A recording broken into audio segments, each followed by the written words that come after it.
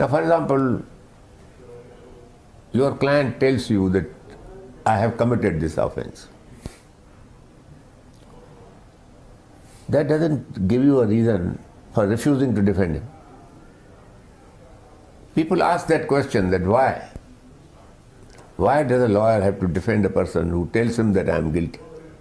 The reason that a lawyer can very legitimately advance is that it is society which has made a rule that nobody should be convicted or punished without adequate convincing evidence.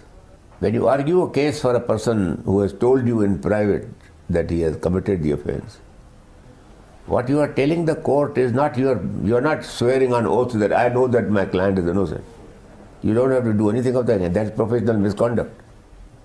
What you are telling the court is that the evidence on which my client is being convicted does not satisfy the standard which you have laid down for everybody. You point out the defects in the evidence and leave it to the judge to